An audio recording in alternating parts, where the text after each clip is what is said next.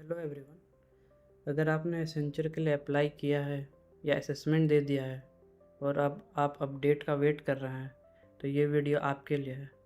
इस वीडियो में मैं अपनी complete Accenture hiring journey share करूँगा, कंप्लीट टाइमलाइन और ईमेल प्रूफ के साथ, एप्लीकेशन से लेकर लेटर ऑफ इंटेंट तक। मैं बताऊँगा हर स्टेज में क्या हुआ, कितना वेट करना पड़ा और किन बातों का ध्यान रखना चाहिए। तो चलिए शुरू करते हैं।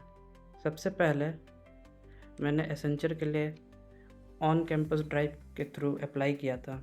हमारे कॉलेज में रजिस्ट्रेशन मिड सितंबर के अराउंड स्टार्ट हुआ था। मैंने रजिस्ट्रेशन कंप्लीट की और उसके बाद एप्लीकेशन सबमिट कर दिया।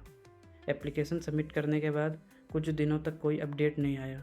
अगर आपके साथ भी ऐसा हो रहा है तो टेंशन लेने की कोई ज़रूरत नहीं है। एसेंचर की हायरिंग प्रोसेस में अपडेट आने में काफ़ी टाइम लग सकता है।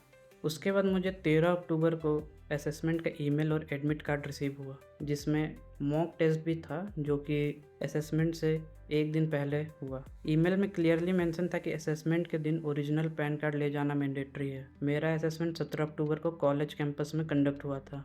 यह असेसमेंट लगभग 3 घंटे का था और इसमें 3 एलिमिनेशन राउंड थे। राउंड 1 गेमिफाइड एप्टीट्यूड और reasoning, round 2 MCQ based question, round 3 technical section जिसमें एक DSA कोडिंग क्वेश्चन और एक SQL क्वेरी और एक फ्रंट एंड रिलेटेड क्वेश्चन था। असेसमेंट क्लियर होने के बाद मुझे 30 अक्टूबर को नेक्स्ट राउंड का ईमेल मिला। ये कम्युनिकेशन असेसमेंट था। इसमें 2 सेक्शन थे, वर्बल असेसमेंट और रिटन असेसमेंट, जिसमें कि एक ऐसे लिखना था। यहाँ मैं एक इम्पोर्टेंट बात बताना चाहता हूँ।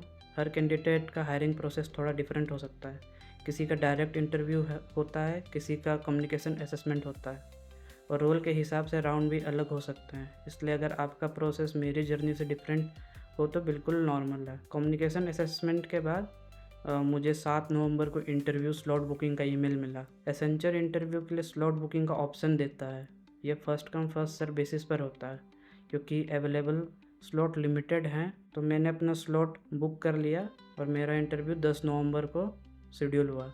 इंटरव्यू लगभग 15 से 20 मिनट तक चला। इंटरव्यूअर ने मेरे रिज्यूमे, प्रोजेक्ट, स्किल और कुछ टेक्निकल कॉन्सेप्ट से रिलेटेड क्वेश्चन पूछे। ओवरऑल मेरा इंटरव्यू एक्सपीरियंस काफ़ी स्मूथ था। इसके बाद मेरे जर्नी का सबसे डिफ़िकल्ट पार्ट था वेटिंग पीरियड। कभी कभी लगता था कि शायद रिजेक्ट तो नहीं हो गया, लेकिन रियलिटी में हायरिंग प्रोसेस चल रहा था। इस स्टेज पर पेशेंस रखना बहुत इंपॉर्टेंट है, इसलिए अननेसेसरी स्ट्रेस मत लीजिए। क्योंकि मेरा LOI आने में लगभग 1 महीने लगा। फाइनली 8 दिसंबर को मुझे सिलेक्शन का ईमेल मिला।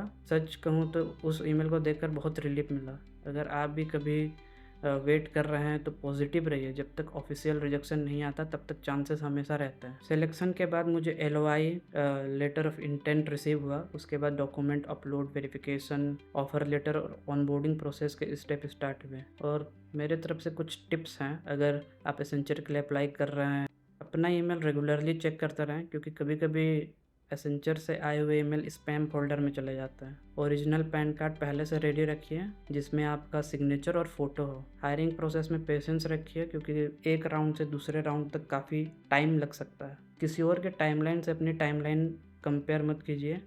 हर हायरिंग बैच का प्रोसेस और टाइमलाइन थोड़ा डिफरेंट हो सकता है। LOI के बाद क्या होता है, अनबोर्डिंग प्रोसेस, डॉक्यूमेंट वेरिफिकेशन और ज्वाइनिंग एक्सपीरियंस, मैं नेक्स्ट वीडियो में डिटेल में शेयर करूँगा। ये था मेरे एसेंचर जर्नी का कंप्लीट टाइमलाइन, एप्लीकेशन से लेकर LOI तक।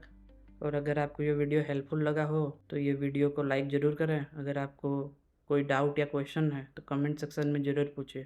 Thank you so much for watching. Bye.